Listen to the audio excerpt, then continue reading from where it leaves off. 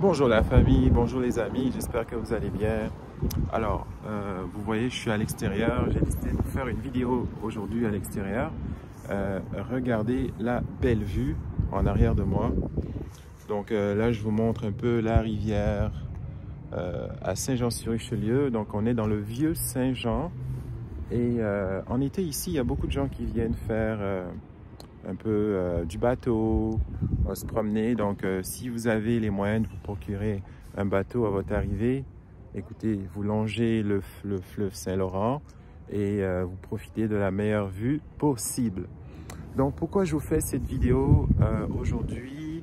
C'est un peu pour vous parler des tests de français. Donc on sait que le test de français est obligatoire, ou le test d'anglais pour ceux qui veulent parler anglais, qui veulent travailler en anglais, ou ceux qui veulent travailler en français.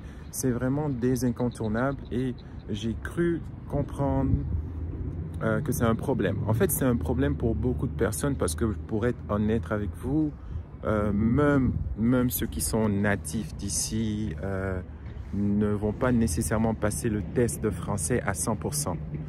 Donc c'est quoi la solution? Alors, il faut un peu se pratiquer.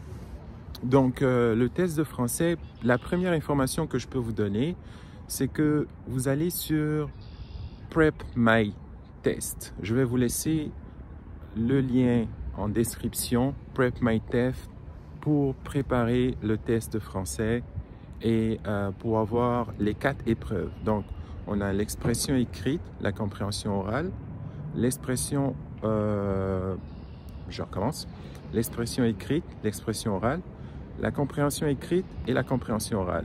Donc, les 4 épreuves. Vous avez aussi le lexique qui est assez, on peut dire, facultatif.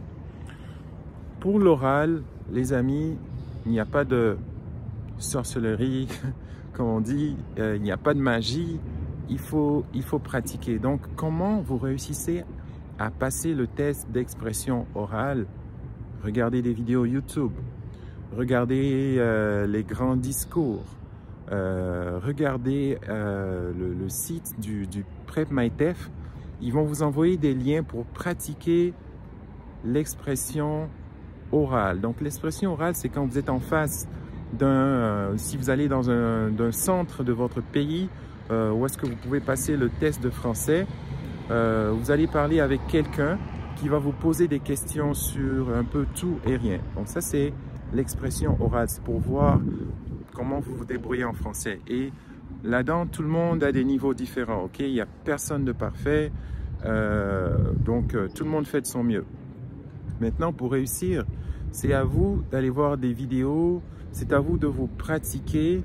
Et quand je dis pratiquer, il y en a qui vont voir ça encore comme très gros, mais franchement, je vais vous laisser des liens en description sur comment vous pourriez aller vous pratiquer pour l'expression orale. Maintenant, l'expression écrite, à mon sens, c'est peut-être l'épreuve la plus difficile parce qu'on va un peu regarder vos performances écrites.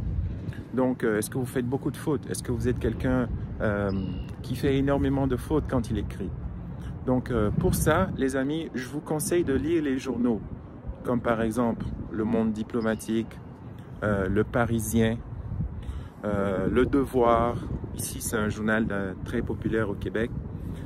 France 24, écoutez France 24. Si vous êtes en Afrique subsaharienne, vous êtes au Mexique, vous avez l'opportunité d'avoir accès à des médias comme France 24. Écoutez et allez lire des articles.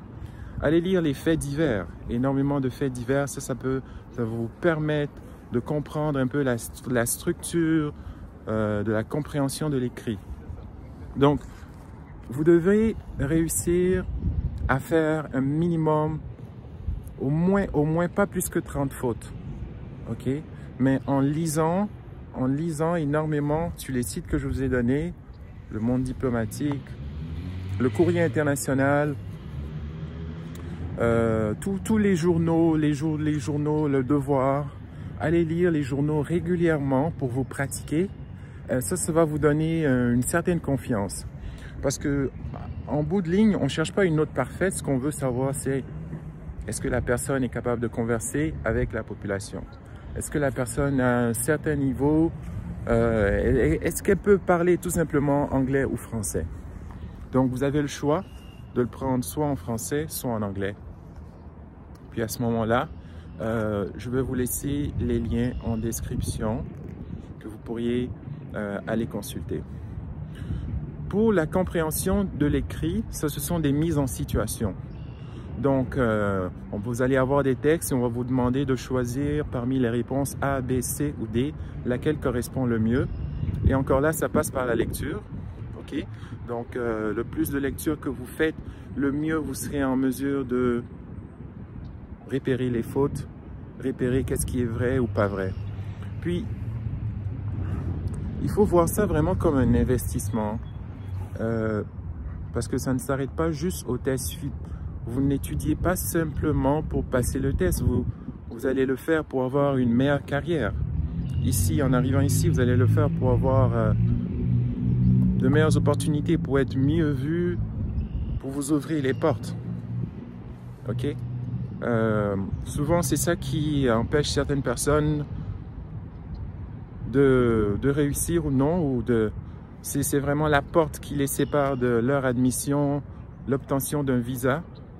Alors, je tenais à vous partager ça, de vous préparer en ce qui concerne les tests de langue, parce que c'est assez important. Alors, je répète les journaux, énormément de journaux professionnels. Écoutez, ça paraît anodin, mais croyez-moi, prenez-vous un livre que vous aimez, un sujet que vous aimez.